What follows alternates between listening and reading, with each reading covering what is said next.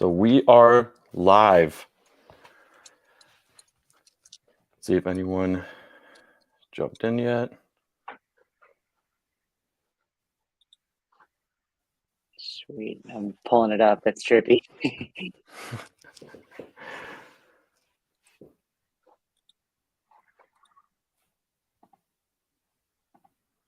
All right.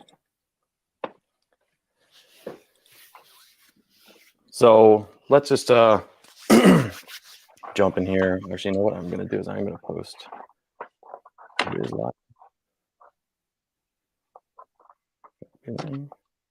Yeah, let me throw it on mine too.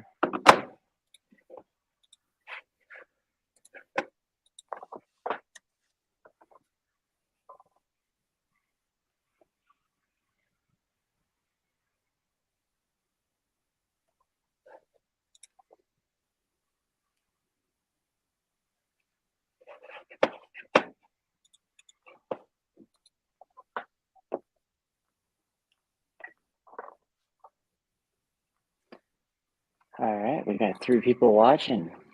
What's up, everyone? Hold on one second. We're just posting something real quick. Get some more people in here. Really excited to have everyone.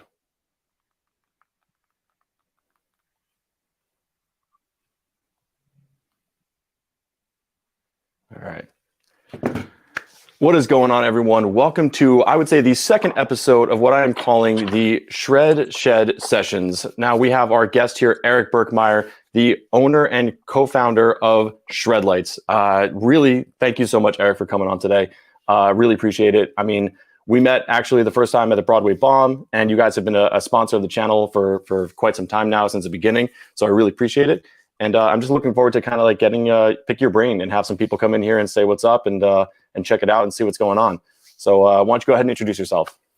Yeah, absolutely, Drew. Thanks for having me on. Like you said, it was awesome to actually shred together in New York when I was just out there. But yeah, as you said, I'm a co-founder and co-owner of Shredlights. Been working on it since 2013. I'm excited to share a little more of my story and how we got to where we are. Nice. So I am excited to kind of figure it out. So like, first off, where are you from? I was born in Colorado Springs, but then I moved to Minnesota when I was 4. So born in Colorado, but grew up in Minnesota and Woodbury. Nice. And now you are in California, right? Based out in San Diego? Yes, I moved to San Diego in 2013, right after I graduated high school. I always dreamed of coming to California, skating my whole life and playing Tony Hawk's Pro Skater. Of course, man. I always knew California was like the skating dreamland. So as soon as I could, I moved out here to go to SDSU. And I've been living out here for almost 10 years now. You and I actually have something in common. I did do a little bit digging on you. The internet's a fun thing, right? You and I both played lacrosse. Were you a center mid or were you outside mid? So I played midi in high school, and then I actually played at SDSU for a year, and I switched to attack for a little less running. Yeah, right. That That's center awesome, mid was awesome. What did you play? You played center midi? Center mid. Yep. Grew up in right outside Portland, Maine. Cape Elizabeth. Played since like second grade all the way through high school. And then once I got to college, there was it was a D3 school, so I only played like the first semester, and then I joined a fraternity, and it was downhill from there. So, but I thought that was pretty interesting. That's sick. Yeah, I guess it's a lot bigger on the East Coast. Yeah, yeah. So California, you're based out of San Diego. I absolutely love San Diego. I got to go out there for a really fun project a couple of years ago called Seaweed and Gravel to help it start up, which was a vintage surfboard and motorcycle company. So it basically got to work on some motorcycles, surf every single day. And it was probably the best like 2 or 3 weeks of my life, not going to lie, being able to ride some pretty awesome bikes on the Pacific Coast Highway and then just be like, hey, good surf. Let's go ahead and shut down shop and paddle out. So, I mean, California is a totally different lifestyle. And I mean, the Eastgate culture and all that just completely, like you said, lends it to that. That's like a mecca of the world out there, right? Yeah. Yeah. I mean, I got into surfing when I moved out here, and I'm fortunate to live near the beach now, so I can surf a good amount, which has been really awesome. And it's interesting because electric skateboarding was a lot bigger in New York and on the East Coast before it was here.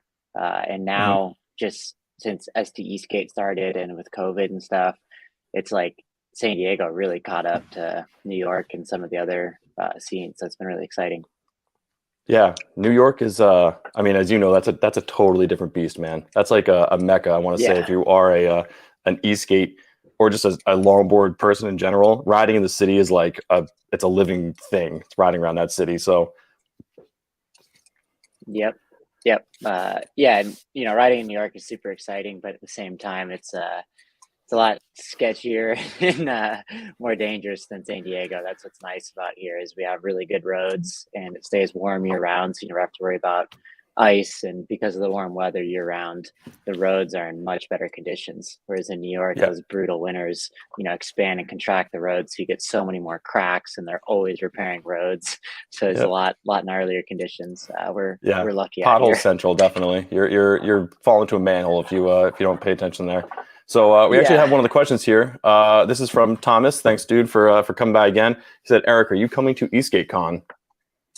Yeah, of course. Yeah, I went to the inaugural one last year and honestly really blew away my expectations. Mike really killed it from M Boards. Mike and Jacob from Eastgate LV. Shout out to them if they're watching. Yep. Yeah. They honestly, I've been to a lot of different Eastgate events. And actually, I went to one in Vegas in like 2018 that was pretty unorganized, pretty renegade, which is Okay. it had its own fun, but for example, like there wasn't water, food nearby, Oh, bathrooms, geez. parking, just some of the basics. But these guys are really good at building electric skateboards, not necessarily hosting events. Right. So with EastGateCon, I didn't really know what to expect. And honestly, I was just really, really impressed with how organized it was. They really thought about all the little things. It was a really professional, well organized event. So Yeah. definitely looking No. forward to going back. So, I mean, I'm going to like officially, unofficially announce that I am also going to be at Eastgate Con, and I know that Tom, Let's well, the go. YouTuber content people are out there, and they said that they're going to be able to make it out there as well too.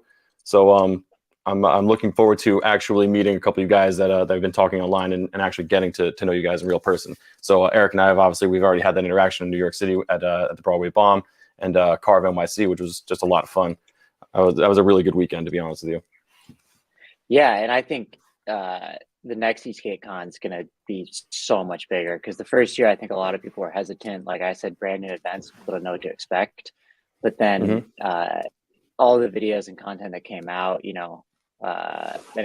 be a good kind of measure of like, you didn't attend, but you saw the content and now you're going.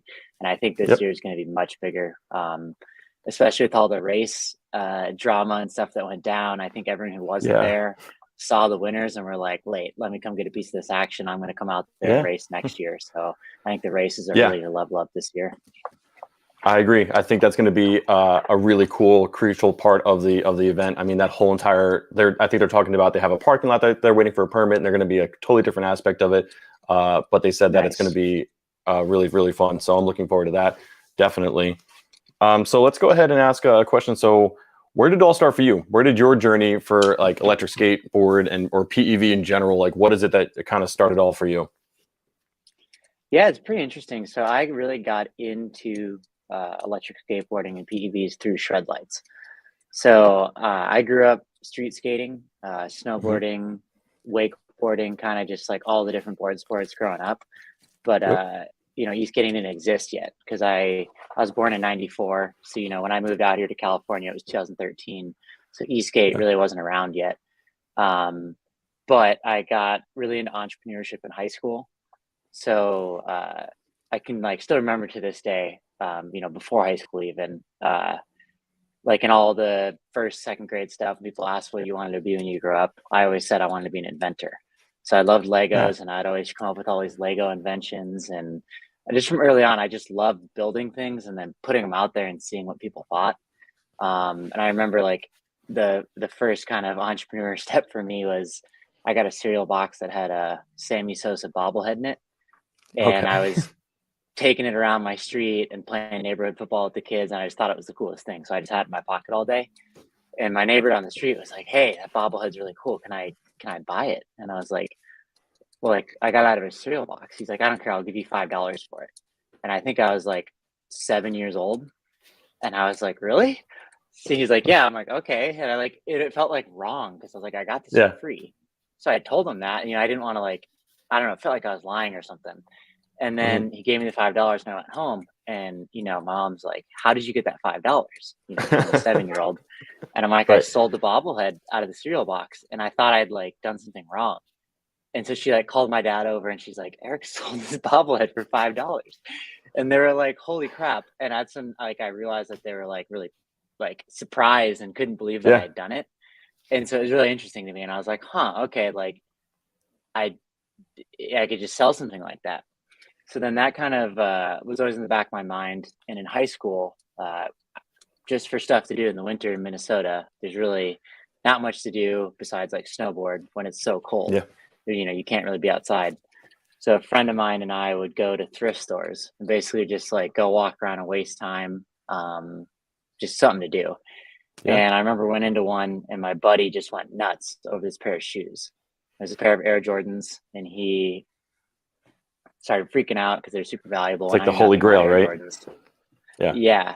And basically he told me that these Air Jordans were worth like a couple $100 and they're rare. And so over the next couple of years, I like did a bunch of studying and research and learned how to tell if Air Jordans were real or fake. And went to a bunch of thrift stores, and made like a few $1,000s just buying Air Jordans from thrift stores, taking them home, painting Wow. them, and selling them online. And I would find like 9 out of 10 times I go into a thrift store, I wouldn't find anything. So I was just Yeah. religiously going to the thrift stores and they recognized me every time I went in. And same with my buddy. And we'd get the cashier's numbers and tell them like, text us if you see any Air Jordans. And it just kind of really turned into this little thing. And so we were kind of known for that.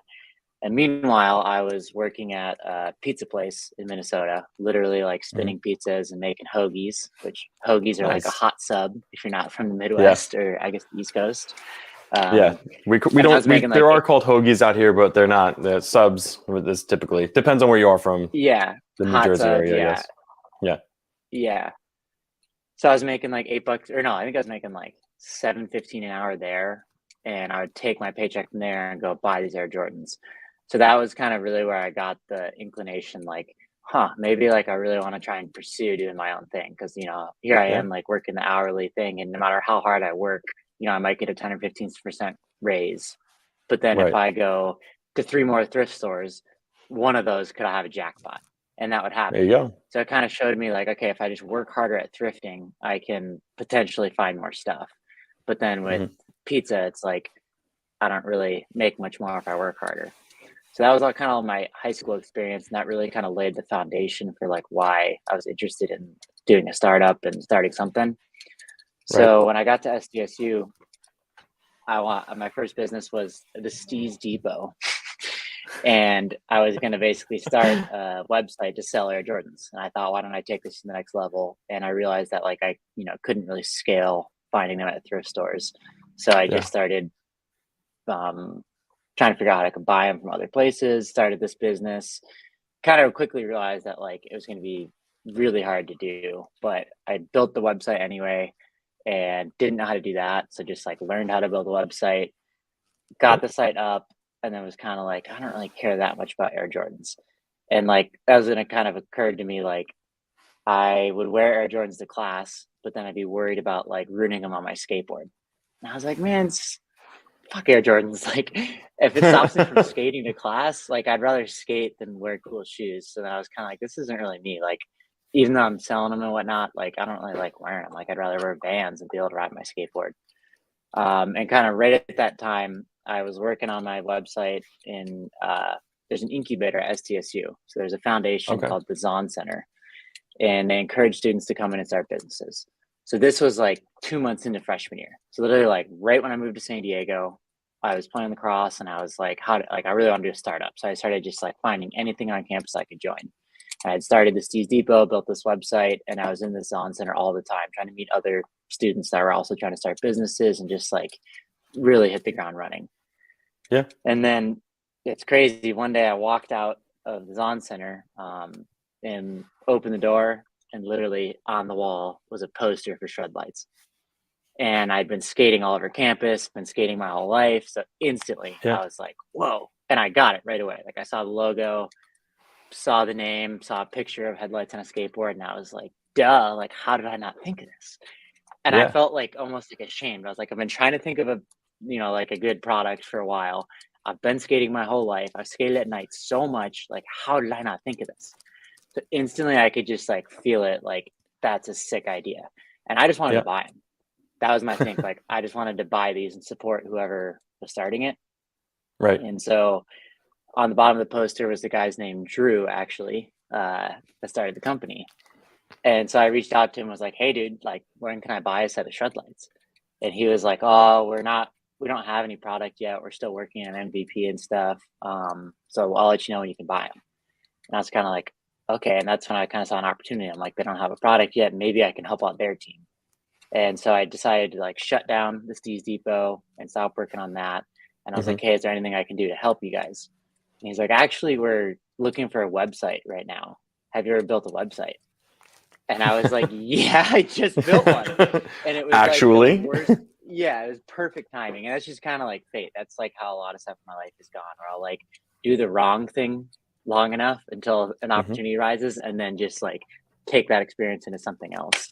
So this was like Perfect. the first kind of lesson I learned in that.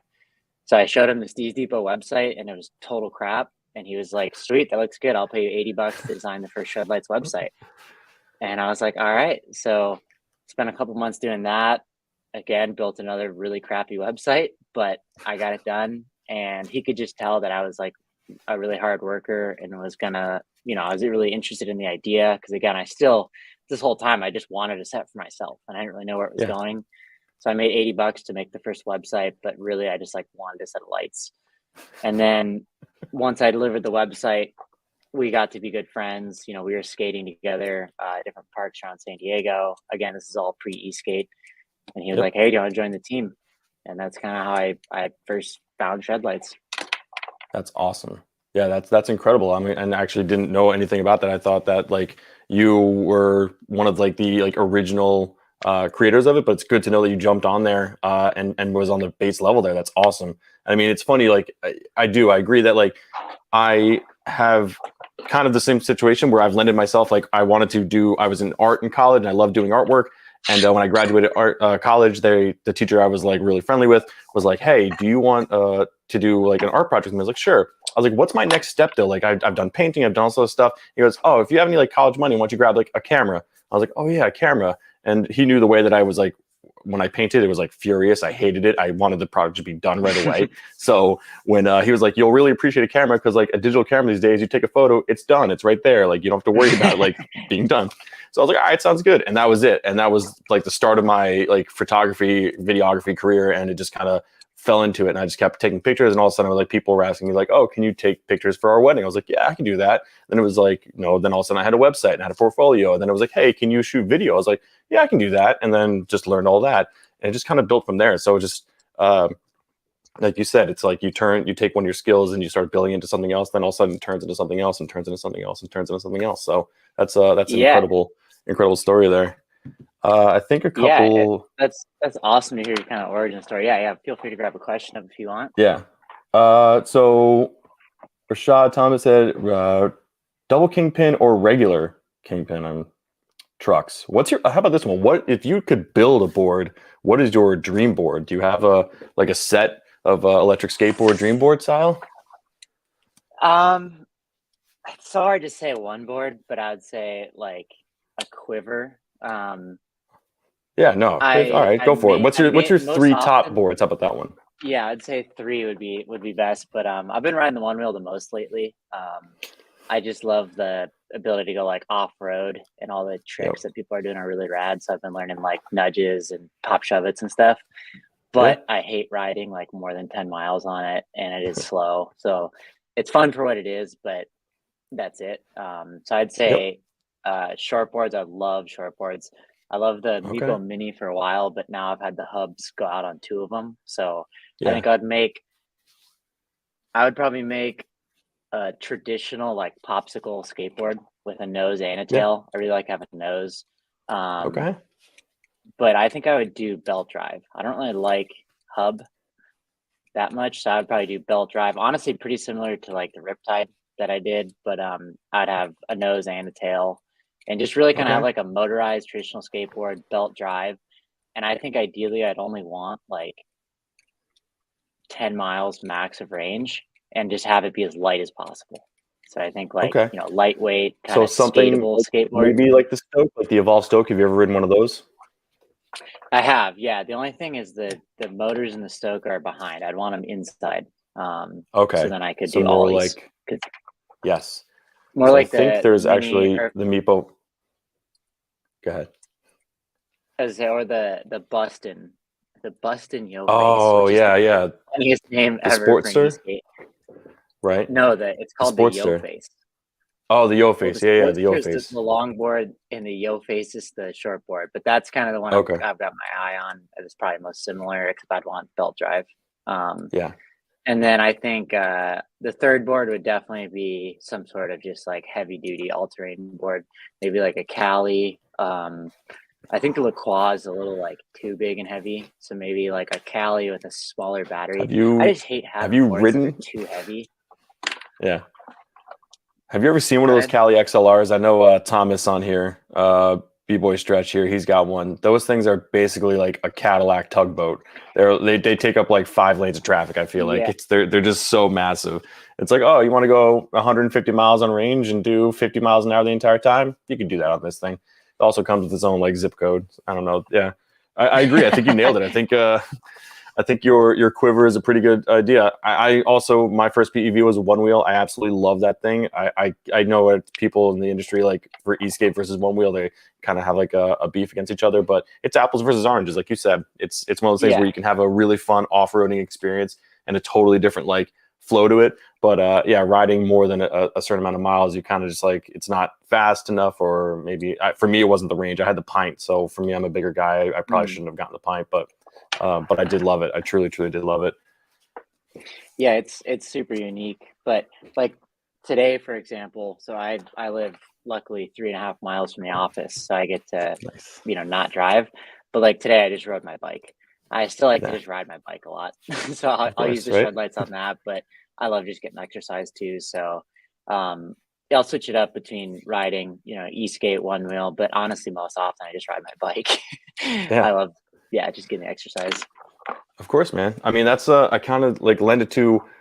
We all grew up skateboarding. I mean, you put in the miles, you kick push, all that jazz, and then like once more of the e-skate and stuff coming out for me, it's like it's a totally different world, but it lends that roots. I still have a longboard. I still push my longboard on the hill. I pushed up the hill. I ride it all the time.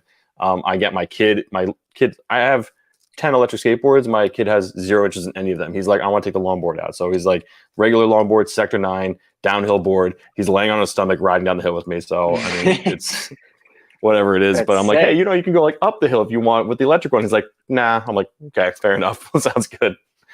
That's sick. That's awesome to hear, because I think it's so interesting with e-skate, like the demographic, since it's so many people that skating isn't accessible to anymore. Like Yeah. a lot of guys, in their 40s, 50s, even 60s, where they used to skate back in the day, but now, knees and hips wise, flexibility, just like danger wise, Yeah. they're probably not going to skate much, unless Yeah. it's like a perfect road or something. But you see all of them just ripping e-skates, definitely got all the safety gear, but it's so cool to see that now, because it's hard for them to push, they can just have a motor and get that joy back and get the carving back. Yep. So that's sweet with e-skate, but I'm excited to hear that like your son still wants to ride a normal skateboard and Of course, do the man. traditional way too. Because It's I never hate gonna to go see away. that die. No, Yeah, I can't that's imagine. awesome. Like, I still we like I just opened up a pump track near us, and went there the other day, and I was on my like regular shortboard, and I was like doing the pump track coming around. I'm like, this is so much fun. Like, what an amazing sport that I fell into years and years ago, and just kind of been growing with Yeah, ever since, and leading it to being able to do what we're doing now, and be able to hang out and talk to people like you, and meet new people in the community, and be able to grow and share the love and the passion that was your old school riding skateboards now get to be motorized. And you're 100% right. For people that necessarily never were loved the idea of skateboarding, but necessarily didn't want to do tricks of it, and they love the idea of longboarding, but they were scared about maybe not being able to brake or whatever. Now they can jump on an electric skateboard and have that feeling and have that ability to be like, oh, I can go forward, I can also brake. So I agree, totally agree with that. it's sweet, and it's cool too because learning how to ride a board on e-skate. is so much easier than learning how to longboard. Because like when I Yeah. would try to teach friends how to skate, just pushing, just going from 2 feet on the board to 1 foot down to push to 2 feet back on. It's so difficult for people that are brand new to it. So with an e-skate, it's awesome because you can put them on the board, give them some tips, and then they're just hitting the throttle, so they're able to Yeah. go 5 miles an hour right away. Yep. So it's cool. And then I've seen in a lot of online communities, people are now actually like getting into traditional longboarding after starting with e-skate. So it's sweet how it all ties together. And I think my mantra is always like, nothing needs to replace anything. Like if you Yeah. shred, all this shit is so fun. So you can ride a Yeah. one wheel, you can ride a Cali, you can ride a shortboard, you can ride a traditional skateboard. Like nothing has to replace each other. It's just like Yeah. a quiver is the answer. You just have it all and switch it up. Like nothing's Literally. better than another thing. My wife hates me because I have almost every single skateboard I've ever had growing up, from like when I was like 10 years old till now, like either busted or still, and they are just collecting. And she's like, get rid of all of these. I'm like, absolutely not. I'm like, I'm going to build a fort in the backyard with them. Like whatever it is, like, don't worry about that. I know, I'm sorry, Thomas said on here, you had a question here. There's been a big different change in the direction for Shredlights with ambassadors. It went mad 2 years ago, but now seems to be more streamlined. How have things changed? Yeah, that's a good question.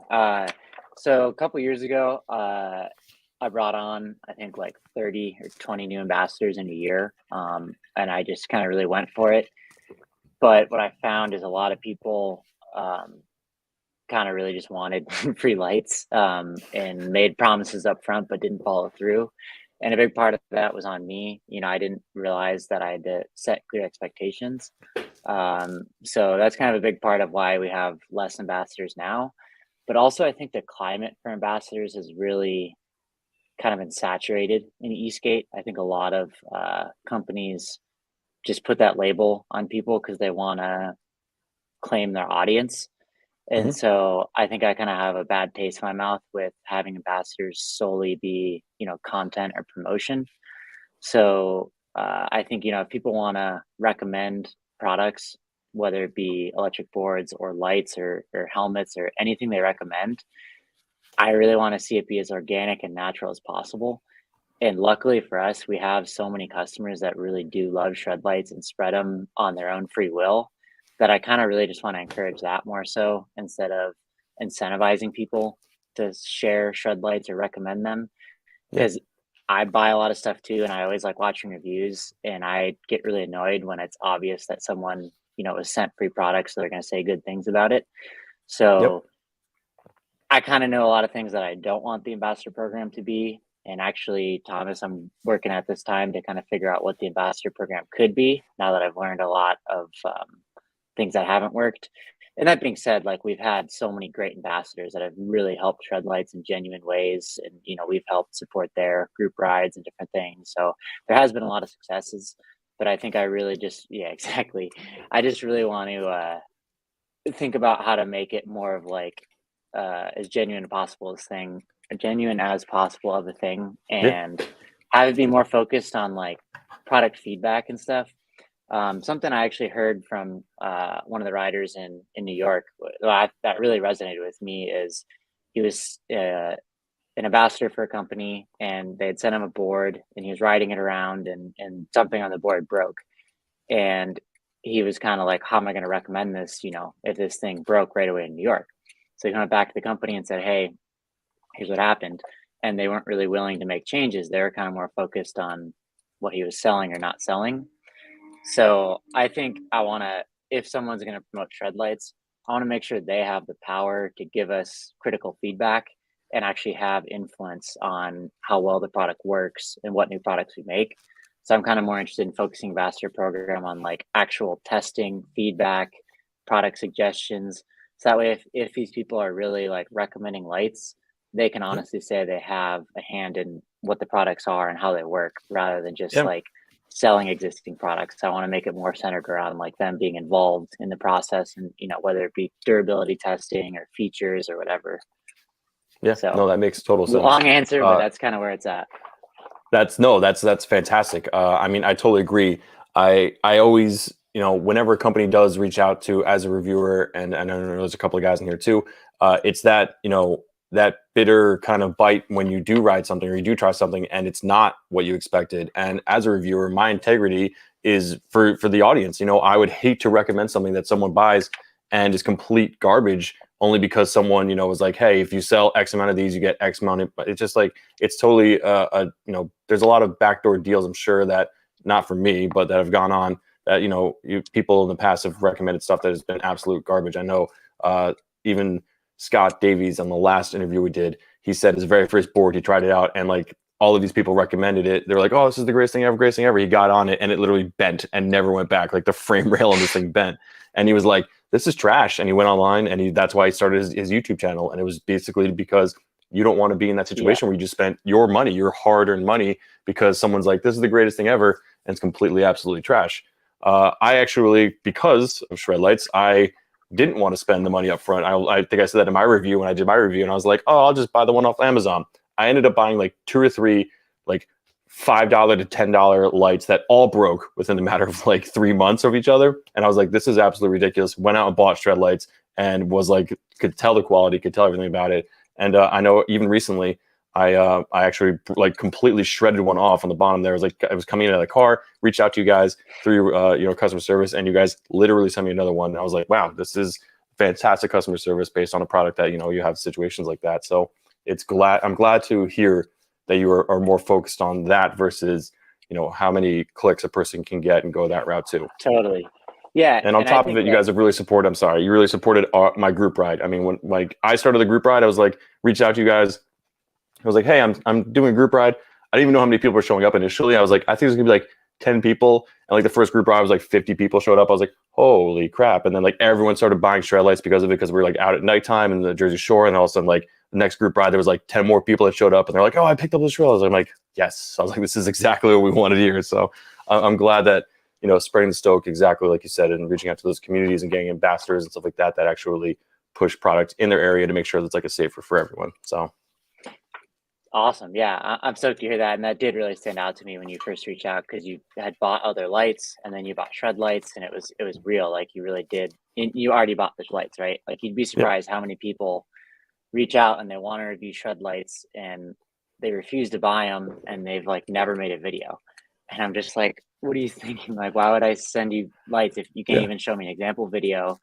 And people say how bad they want them. I'm like, well, then just buy them, because plenty of other customers like buy the lights and then make an awesome review and they don't expect anything from us, Yeah. And so it's like, it's a disservice to the people that spend their hard-earned money on Shredlights and make the review, for me to just be like giving them away to people just because they want them, so that's what I always keep in mind, is like, we have so many amazing customers that do buy lights at full price and make amazing content and tag us. Like it's so unfair to them if we just give away lights for as many reviews as possible. Yeah. And I think as a company, we're really focused on product. I think like how we got, our start in Eastgate is people just genuinely needed lights for their skateboard, and there was nothing else that existed. And this community has challenged us and told us, like we used to have lights fall off a lot, and that's challenged us to create a better mounting design that now they don't nearly as often. It's all based on product. So I think, I've never been super interested in like paying a bunch for, we do Facebook ads, but we don't have a huge budget for it.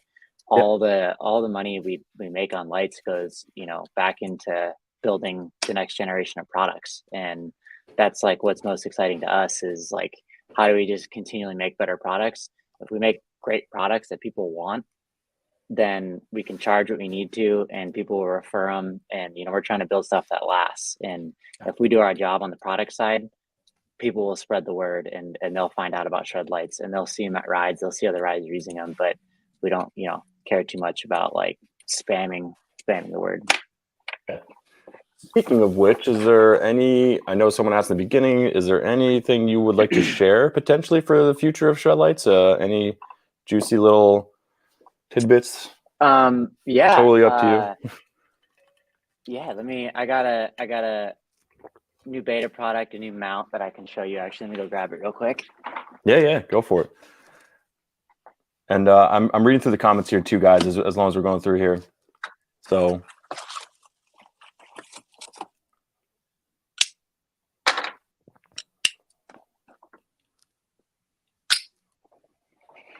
Yeah, Cool. Mario, I So, agree. I know it's we a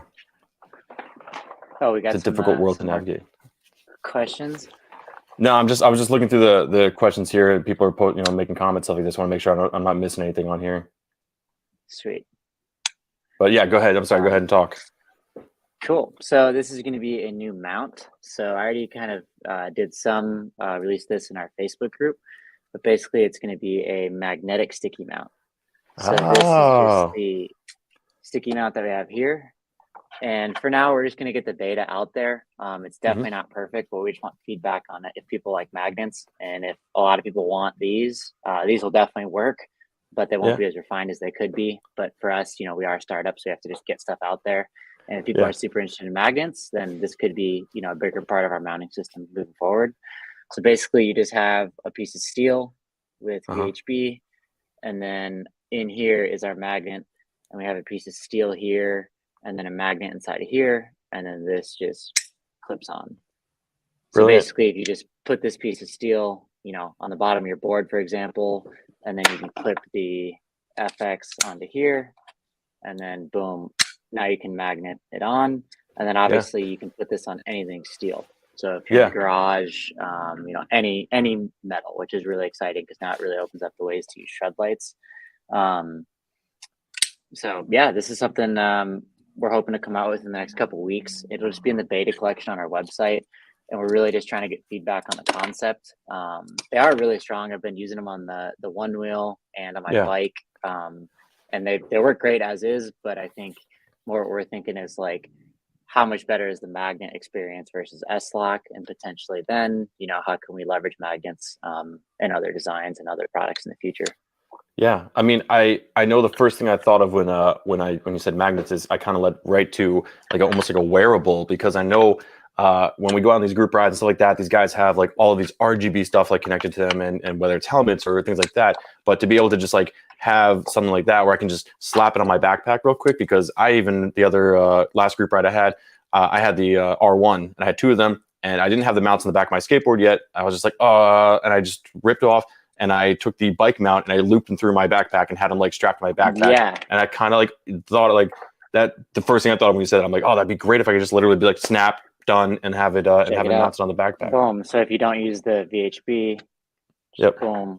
So there like you go. with the 300, I have a picture of it somewhere, but I took this and put it on the inside of my hat with the 300. Yep. So now if you can imagine, that's like a headlight, boom, and now it's just like, because I'll go camping and stuff, and I need to buy a headlamp, and I like can't get myself to buy any lights because I'm like, I have so many Shredlights. Like I always like, trying to figure out. I literally make lights. Why would I bring anything like that?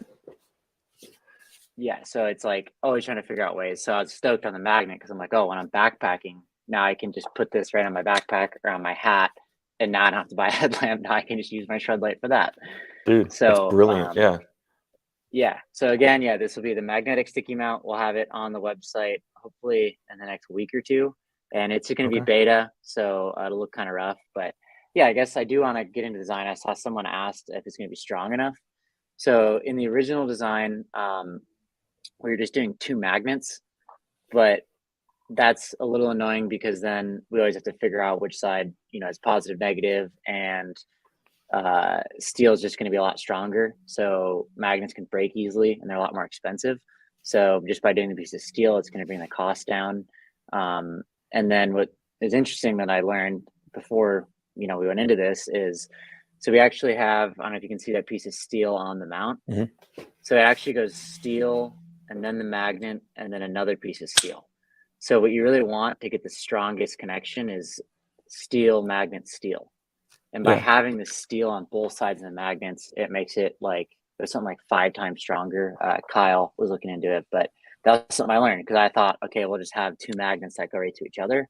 But it actually, the steel magnet steel combo is cheaper because now you only have 1 magnet and a lot more durable. So wherever you're putting, this, instead of it being a magnet underneath your board, it's just going to be a piece of steel. So this thing's not going to break. And if it did come off or break, it's going to be way cheaper to get another one. And then obviously this can just now go on any piece of steel. So stuff like that takes us a little bit of time to figure out, but it's always kind of balancing how do we make it fit the requirements, but also be cost efficient. Yeah. So that was kind of a cool little thing we learned with this so far, and keep an eye out. We'll have the magnetic sticky mount soon. No, that's great. No, that's fantastic. And then I'd say beyond the sticky mount, we're really hoping to just kind of keep making more like fun lights. And for example, like the FX is fun because it's colorful, but also what we're kind of realizing is that can be a lot of different uses. So Shredlights right now, are pretty rugged and straightforward, right? They have the flashing modes, Yep. but being able to customize more stuff and having stuff that more reacts to how you ride, stuff like that. Nice. We don't necessarily have products like already able to execute on these, but those kind of ideas I think we're really excited about is like, how do we just make lights that are more feature rich, that people are really like excited to use and they're really fun to use, instead of, like, because now we have lights that you can see where you're riding and you can be seen from really far away. So we're like, all right, we kind of have the foundation, and where we're trying to go from here is just like, how do we make, lights that are more fun to use, and just more feature rich. So with the FX Plus, we released the Shredlights app, and we're hoping to get other lights on the Shredlights app soon. So we'll be able to connect more Shredlights to that and control them all simultaneously. So we've been working on that for a long time, and COVID has delayed it, but we're not giving up. So keep an eye out next year, and we'll have definitely some more lights compatible with the Nice. app. One thing I'd love to kind of get feedback on too is, on the flip side, instead of just making more feature rich products, also making lower cost lights.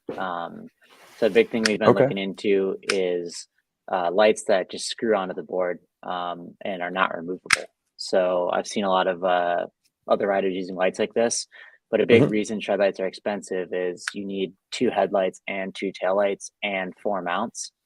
So just right there, you're getting 4 lights. So we're trying to think of ways, okay, can we have just 1 headlight and 1 taillight that screw onto the board, so you lose the convenience of, charging or swapping between boards, but it's going to bring the cost a lot lower down, because, we totally understand, the cost of Shredlights can be high for people that are just getting into e-skate and just spent a lot on the board and helmet and everything else. It can be a lot to add Shredlights. And they're definitely worth it, but how can we make lower cost stuff that maybe doesn't have quite as many features, but it's just more simple? Yeah, no, that's a great step in the right direction. I mean, you guys, it seems like you've nailed a lot of the market share in that sense. And I think one suggestion from a person from the outsider, but like something like more, like you said, RGB fun wearable things. I know there's a couple of companies out there that have done some random like bracelets and stuff like that. But these group rides, if you go on these group rides at night, and especially like, we had lights on their bikes and lights on their EUCs and lights on the one wheels, and they're all completely colorful and stuff like that. And then we also have people that have like those backpack like string lights through them and things like that. So just your company is fantastic, and I think that having you span the entire gamut here would be a really fun new step in the right direction. Thanks. Yeah, it's interesting because at the group rides, you definitely see the most colorful lights. But it's kind of skewed because there are, a lot of people that don't go to group rides and are riding, for example, in like Nebraska or in rural areas where there are no street lights. So they really need like super bright and powerful lights, or they want to ride at higher speeds. So, there's also that. But yeah, it's interesting because the group rides, like you see so many colorful lights, but I think people do that more at group rides than when they ride solo. So we're kind of thinking about both of those aspects of it too. Yeah. All right. One other question I got here is, what is your best PEV story? Like the most like epic trip, the best group ride? Like, did you do like a race event? Like, what's your best story for when it comes into the PEV world? Well, I got 2. We'll both be quick, but I'd say first was this June. I broke my collarbone on the one wheel, so that was pretty hectic. It's been a long time. I know Mary was going to say something in the comments there, because I've gone over 30 miles an hour on e-skates multiple times, and Oh, like I swear, like that's when I'm the most safe when I'm going that fast. But Of course. then now in June, I was riding like 7 miles an hour on the one wheel, and I was just showing off. And I like bent down, so I was squatting, and I just went off his edge and tipped right off the front, hit my shoulder just right, and it was like a super mellow fall, but stood up and instantly knew. So I broke it in two places, and then had to get surgery in July. So I Oh, was actually out like most of the summer, and kind of just got back into activities like over the last 2 months here. So yeah. that was kind of my first real injury in e-skate, luckily, but trying to kind of still come back from that. But I'd say the other e-skate story was coming out to New York this year. Yeah. It was super fun. It'd been since before COVID, and I got to meet you and Corey, City Surfa, and Yep. just had like an insane weekend. Todd, the guy I was staying with, Yeah. Yeah. which like that's crazy in itself, right? So we went out there in 2019, and Andrew from our team met this guy named Todd, and he's been a Shredlights customer, and so he invited me to come stay at his place this weekend. So like, how cool is that? That like one of our customers is like, yeah, come stay, and he does have Absolutely, an man. Airbnb, so I did pay for the Airbnb, but like, just so cool. So I got there, and Community. That's what it's all about. he's got like 40 electric skateboards. So I was just like seeing all these boards, and I think Todd's in his 50s or something. I don't know. I don't want to make Yeah. him seem old, but he's definitely an Yeah. older dude. And he was just wanted to shred the entire weekend. So we'd like get back from a group ride, and he has like 12 boosteds, all just ready to go. So we'd just be going out killing batteries. And me, him, and Corey rode one night till like 1:30 a.m. And we get Nice. back, and he's just like, "Come on, let's keep going." I'm just like, dude, this is That's the crazy. that's the city life, man. New York is a city that never sleeps. It's there's always something going on. I know I've asked a few friends. I'm like, "What's your favorite thing about New York City?" And they're like, "There's always something going on. It doesn't matter what time of the day it is. There's always literally something going on." And he's right. Yeah, I mean, if you got batteries to kill, it sounds like he's got more boards than Casey Neistat. But you can just rip through the city there and end up anywhere, and like you're always going to find something incredibly awesome there. yeah. So Uh, yeah, just that whole weekend of Brooklyn Bomb. That was my first time doing Brooklyn Bomb, which you were there. I actually mm, made a video on the Shredlights YouTube channel, which you guys can check out, yes. and you can see Todd's place. And Brooklyn Bomb was just unreal. I actually got that tattoo at the end, so that's kind of my other memory is just getting the Brooklyn Bomb tattoo was really Yeah. awesome, just to kind of represent that whole weekend. Just skating as much as possible the whole weekend, so that was really fun. Yeah, I looked it like I saw your video was absolutely, incredible in that sense. Like you really did a fantastic Thanks. vlog. And I know a couple of people have said they're like, we want to see more of it. And I agree. I kind of want to see more of the Shredlights, maybe behind the scene. Maybe I know you guys do a few group rides out there in the San Diego scene, stuff like that.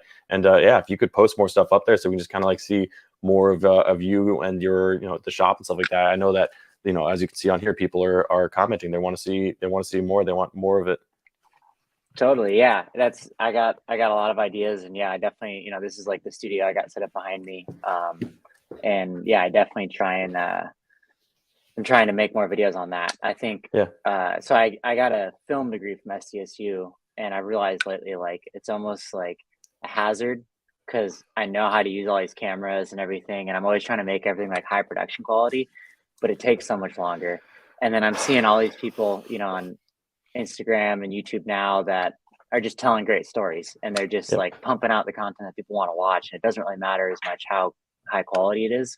So I'm kind of trying to take that as inspiration and be like, people just like want to see the Shredlights office. They want to hear about how they're designed, and it doesn't have to be like an amazingly high production video. They just want to see how Yeah. it's done, and you can even like film on a phone, or you don't need tons of B-roll. So that's what I'm kind of Yep. trying to get into for next year is just pump out more videos and worry less about the quality and more about the story and like what is the video? Why am I sharing this? And spend less time on making it, amazing. No, I agree. I'm right there with you. They always say finished is better than perfect. Once it's in the can and out, Mhm. and no one's gonna notice the little imperfections or something like that you are gonna pick up inside of some of those lines that way. And I'm guilty of that as well too. I sit there and I get 99% way done through a product or through a film, even for a client or something like that. And I'm just like, I sit there and I obsess. And it's like, is the lighting right on the sense? Is was this in focus? And you just gotta, like, at that point, just like put it out. They're not going to pick up on it. They do. It is what it is. But as long as you're doing better in every video. Your lighting's looking pretty good in your dude. If you saw my setup right now, I don't even, like, I'm filming on my Sony A7 IV. I have my Rode mic with my lavalier hooked up to it. I have my multiple things on there. Like, it's, yeah, I know this is a very poor example of professionalism because I have all the equipment set up right now. I should have probably just shot on the iPhone. It's funny. Right? I was like about to try and set up lighting and stuff before I hopped on, and I was like, "No, I got to be on time." Like the lighting. Well, the camera next time we can definitely have you come out next time here. Yeah, I'd say let's open up the community. Any other questions or comments or anything? I guess from anyone else, and then we can wrap it up here pretty soon. Yeah. So Thomas said, has Shredlights looked into more wearable with lights? Oh, absolutely. Yeah, we've looked into every kind of light you can imagine. And yeah, I think with wearables, it just depends on like how much features it has, right? Is it like, for example, someone gave me this light the other day. It's like $5, right? Yeah. I actually think I saw an ad for that the other day. yeah, on the motorcycle. Yep, on the motorcycle. It's like blinking green and purple and blue and all stuff. Like, look at a cop thing.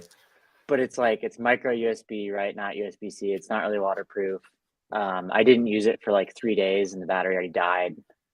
It's a tiny battery to begin with. Yeah, right. So that's kind of where it comes into like, what are Shredlights? Like, can Shredlights make something that's like really cheap and has low expectations? Yeah. Or do we just focus on making feature-rich, high-quality stuff that's more expensive, but it's always better than this? And that's kind of like a big thing we're trying to figure out is like, do people want the cheaper stuff? Or do people really want us to like spend time and design stuff that's more specific and has longer battery life? Like the basic things of like USB-C, 3+ hour battery life, and IPX7 waterproof. All three of those things instantly just drive the cost up for anything. Of course. So that's kind of like always our starting point is like, it has to be waterproof, USB-C, and long battery life. Yep. And then just by adding those three things, like it automatically drives the price up. So that's what I'd like love to hear from people is like, do you guys agree that those things have to be on all lights that we make, or would you be willing to sacrifice that and just have some stuff that's cheaper? I mean, that's a great question. And something we should definitely post to that. I know personally, I think you guys have done a great job with keeping a price point at a fairly reasonable, because like, again, I bought several cheap like production, from China overseas, and they just crapped down on me completely. And then I went and spent money on your guys, and it's been still my day one thing. I've had it for probably 1.5 years, 2 years now. I have no issues with it whatsoever. And it's a quality product that you want, and that you're like, okay, I'm paying a little bit more premium for this.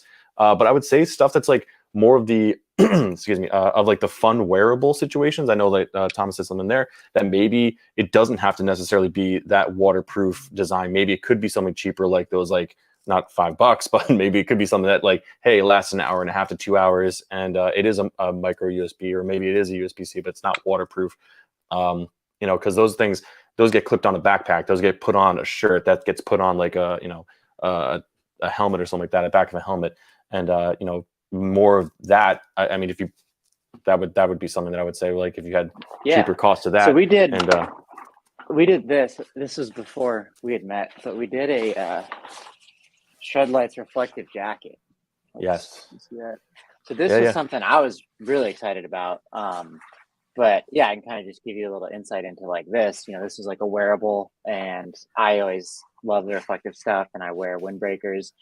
And we made a really sick jacket. I think you saw it in New York. I was wearing it. I did see it in New York. Yep. I remember saying, I was like, ooh, that's nice. The problem is, like, the things cost us like over $40 to make. Yeah. So now it's like, to get into the margins, right? Like, we got to charge at least twice that to even make it worth doing and get it on the website. There's a lot of other costs that go into it. And it's like, okay, this isn't like, if you're going to charge like $120 for this thing, now you're talking into like Patagonia, North Face range. And it's like, okay, it's cool and reflective, but like, obviously it's not as water resistant. It doesn't have as many pockets. It's not that type of jacket. Yeah. So we did a limited run and we sold them for 60. and that's kind of it was a good learning lesson. They're fun to make, and I'd Yeah. like to make some more as just like maybe for ambassadors or just do for giveaways and stuff. But that's Yeah. just a good example of like we're a startup. We can't go make 1,000 reflective jackets to get the cost down. We can't, and Yeah. so we have to be really selective of what products we make. So we have tons of lists of ideas, and we have all these Hmm. pictures of other lights. But at the end of the day, we have limited resources. So Yeah. not many people know this, but like we've never taken outside investment at Shredlights. We've completely Oh bootstrapped yeah. to where we're at now. So the fact that we even were able to just come out with an app, and a Bluetooth controlled light is something Yep. we're extremely proud of. Yeah. And it was really difficult to do, with the resources we have. But it's funny because now people are like, well, where's the Android app? And I'm like, damn it, like we're trying our I was best. actually It's going to gonna ask that come. because I'm not an Android user. I'm an iPhone user, but I know I've seen comments every single time I look. Yeah. I follow Shredlights online, and it was like, "Where's the Android app?" I'm like, "Wow, man, chill." I was like, And you're I 100% get right. it. I'm glad Like you said that. So it's all coming from a place where they want to buy the light and they want to use it. yes, So it's a good thing, yes, right? Like I yeah, totally get what they're coming from, but it's just kind of funny because it's like I wish people knew like holy crap, like we're trying our best and we're only able to do the Apple app and like obviously we looked into the cost of doing the Android and everything and we'll get there. yeah, But that's just a good example of like, okay, do you want to wait another year and yeah, release Android and iPhone at once, or just get the iPhone app out, start getting feedback, improve the app on the iPhone, and then by the time we're able to do Android, we'll probably have made a few updates to the app and then do it once on Android. So that was like where we made a decision like, all right, sorry, Android users, but we'd rather just get this thing out and start to get feedback on it and see where the direction's going. And then we'll get to Android later, and we just yeah, have to suck it up. So, I'd be as polite as I can with comments, but that's kind of like a good metaphor for how we look at all products is like, okay, if we're going to make a product, and we're going to sell $20,000 of it in a year, yeah, like that's not enough to make ends meet, right? So yep, we have to be really selective, and we've gotten a lot better at like understanding the business side of things. yeah, And just getting back to that point of like having no outside investment, only people who have tried to start a business really understand that. Like yeah, that's why you oh can't yeah, make something for 10 and sell it for 15, or sell it for 20. Like yeah, you need legitimate margins. We have a team. It takes a team of 5 of us to provide, the website, the product, stay in stock. It yep, takes a team to really do this. And, we all have to live. So it's like, when you look at the price of Shredlights, like understand that like not only is that paying for our team, to live and work on this, but also hmm, we're taking every dollar that we can and reinvesting in yeah, future products. yeah. And Business so that's 101. where we have to just really be selective with, how we release products and which ones we do, because we need to be able to, not only make our money back, but it has to really add to our business Yeah, in terms of revenue and profit. And so that's kind of where we're always looking at like, yeah, we could do these other things, but we're going to invest 6 months or a year in it and it's going to make 20 grand a year and it's just not yeah, going to do it. So we have to yeah. kind of like say no, even though it'd be really exciting. I know you touched on saying that you never took any funding from any corporation situations, but what about some type of crowdsourcing from the community? I mean, I obviously you have the backing behind it for all the people that have purchased it.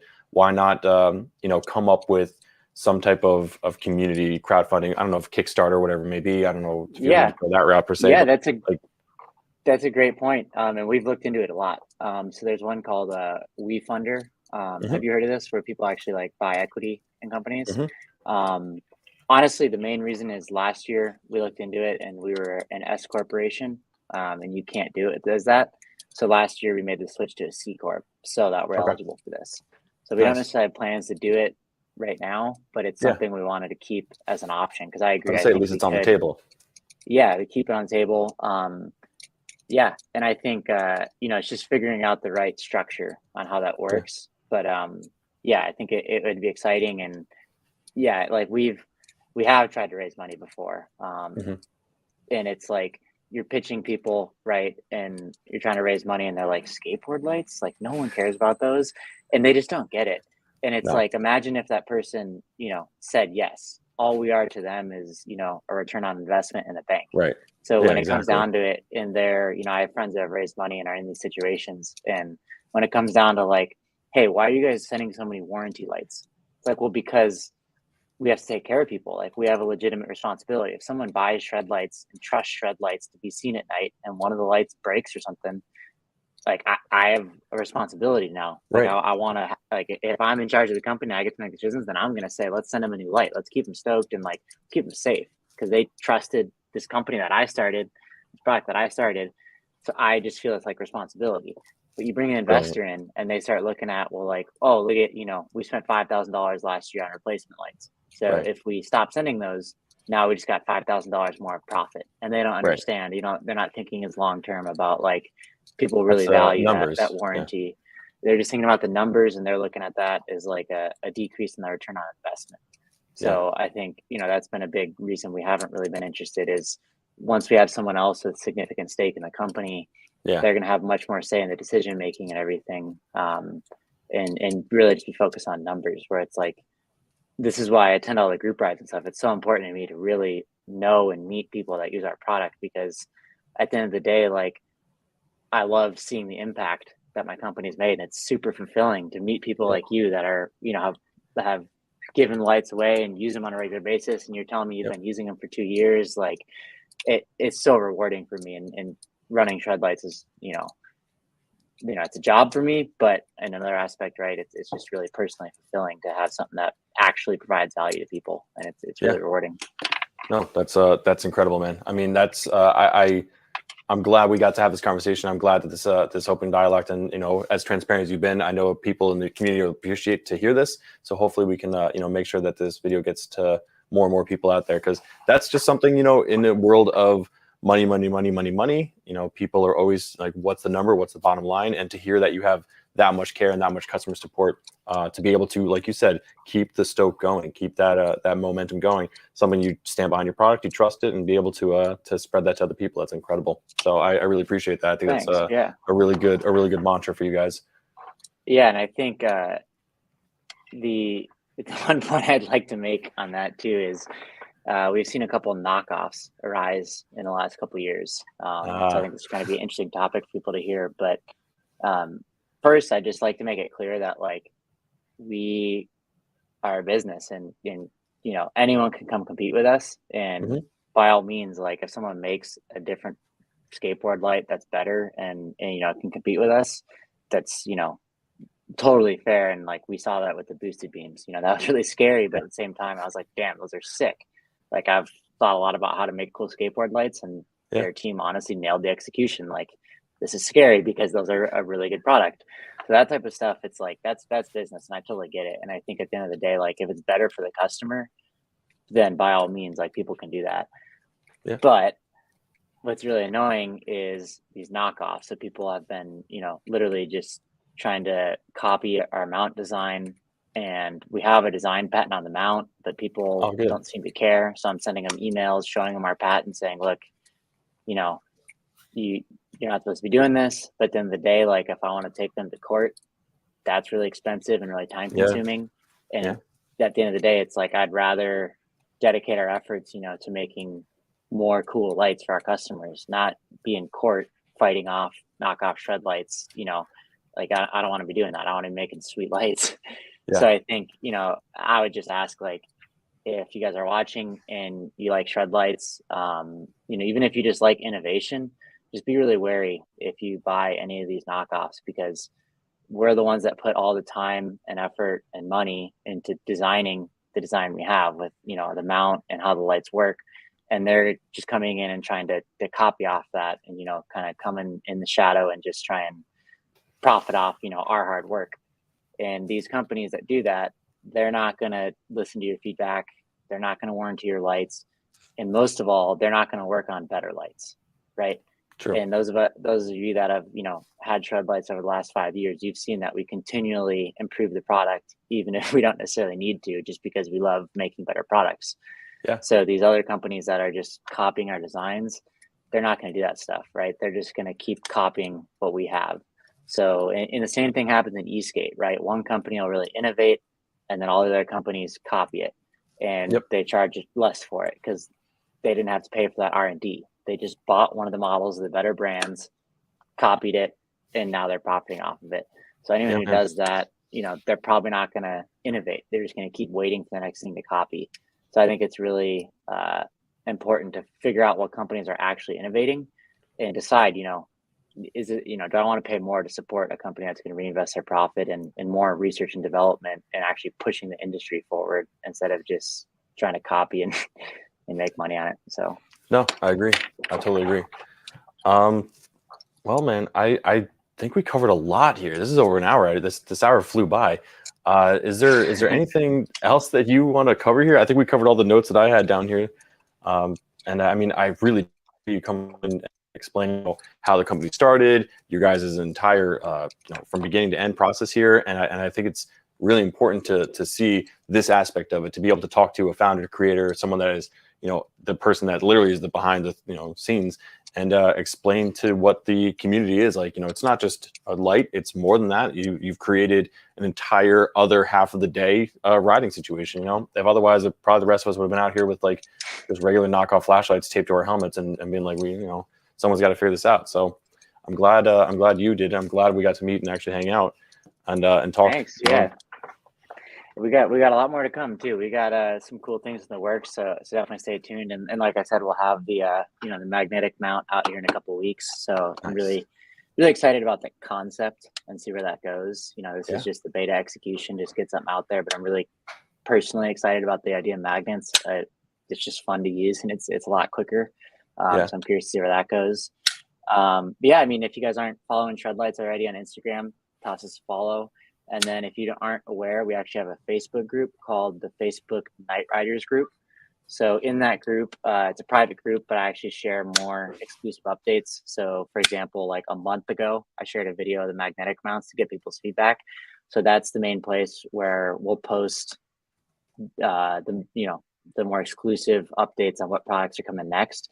And that's really exciting for us to have a group of people that all use and care about skateboard lights, because then we can throw up product ideas that maybe aren't necessarily are half-baked, and people can give us feedback before we put a lot more time and effort into making it better.